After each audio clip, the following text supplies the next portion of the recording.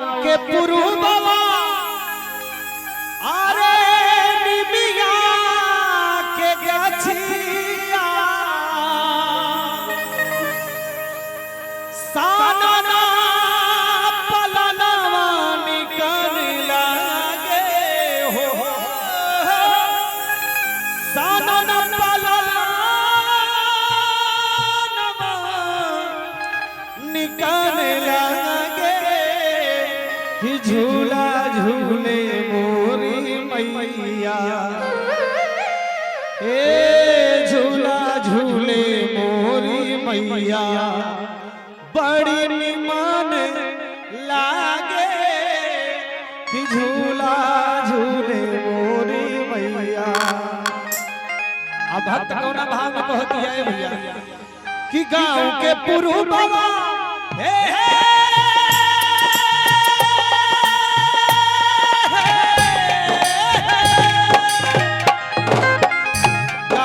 पुरुबवा निमिया के गछिया गाँव के पुरुबवा निमिया के गछिया सनन पलनवा निकल लागे सनन पलनवा निकल लागे झूला झूले मोरी मैया झूला झूले मोरी मैया बड़ी मन लागे झूला झूले मोरी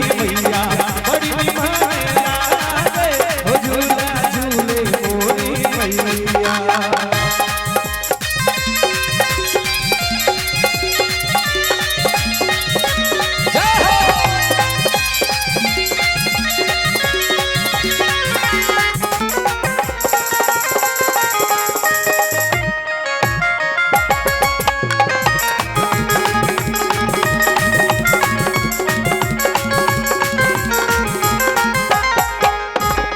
हरे हरे निमिया पेरे समगरिया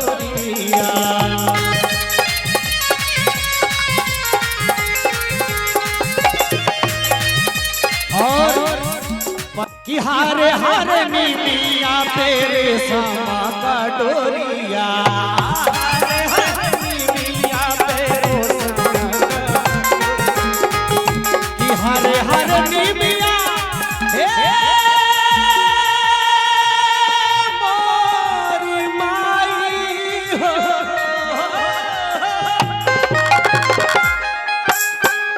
हरे हरे निमिया पे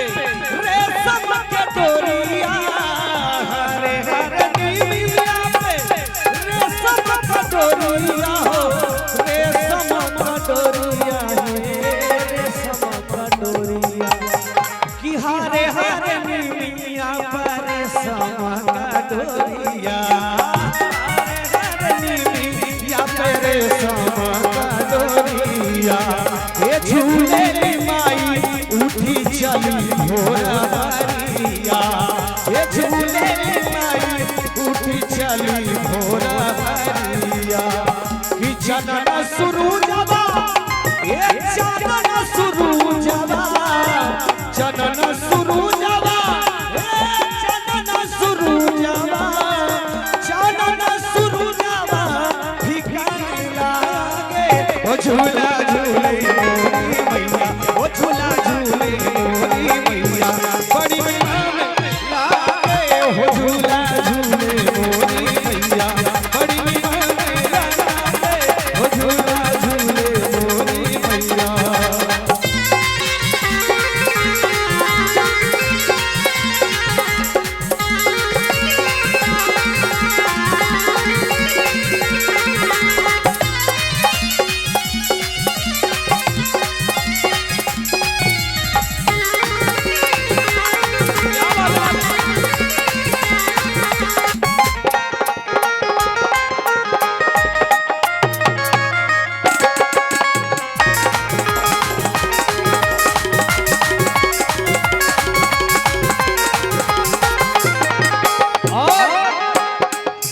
ऋषभ भाई के बड़े भाई जी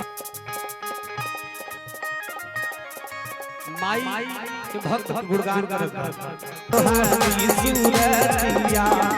और कि पूर्वी बयारिया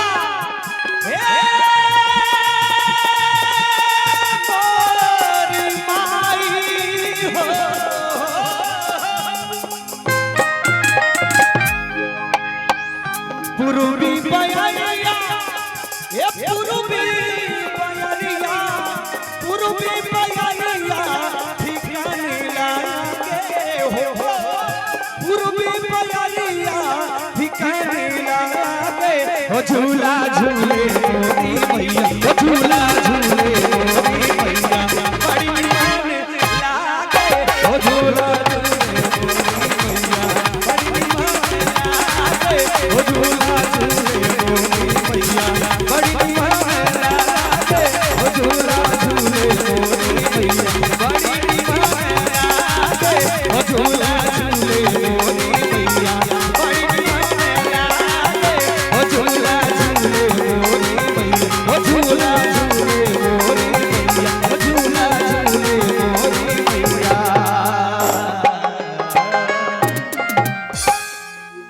बोलो सच्चे दरबार